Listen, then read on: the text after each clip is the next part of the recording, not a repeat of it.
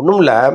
இப்போ திமுக வந்து அவங்க மேலே சொத்து குவிப்பு வழக்கு போட்டாங்க. சொத்துக்கள் எல்லாமே முடக்கிருச்சு, நீதிமன்றம் முடக்கிருச்சு. இப்போ அவங்க வந்து கம்ப்ளீட்டாக லாக்கான ஒரு சூழ்நிலையில் அன்றாடம் அவங்க தேவைக்கான பணமே ஒரு கட்டத்தில் இல்லாமல் போகும்பொழுது என்ன பண்ணுறது தெரியாமல் செங்கோட்டையன்ட்டெல்லாம் கடன் வாங்கியிருக்காங்க.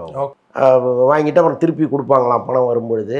அப்புறம் ஒரு முறை என்ன பண்ணியிருக்கிறாங்க, தீபாவுடைய அப்பா அவர் வந்து இவங்களுடைய அண்ணன் இல்லையா, எங்கள் அண்ணன்ட்ட போய் நான் கேட்டேன்னு ஒரு தொகையை சொல்லி நீங்கள் வாங்கிட்டு வாங்க, கடனை வாங்கிட்டு வாங்க, நான் திரும்ப கொடுத்துட்றேன்னு சொல்லிட்டு வாங்கிட்டு வாங்கன்னு அனுப்பியிருக்காங்க. இவர் தான் அனுப்பியிருக்காங்க. ஓகே, நல்லா யோசிச்சு பார்த்தீங்கன்னா, ஓபிஎஸ் இருக்கார், நத்த விஸ்வநாதன் இருக்கார், இன்னும் பல தலைவர்கள் அங்கே இருந்தால் கூட அதற்கு அவங்க தேர்ந்தெடுத்த ஒரே மனிதர் வந்து செங்கோட்டையன் தான்.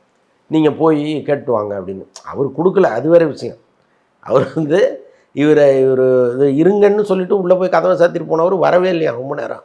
அப்புறம் வெயிட் பண்ணி பார்த்துட்டு அம்மா இது மாதிரி நடந்து போச்சுமான்னு சொல்லியிருக்காரு.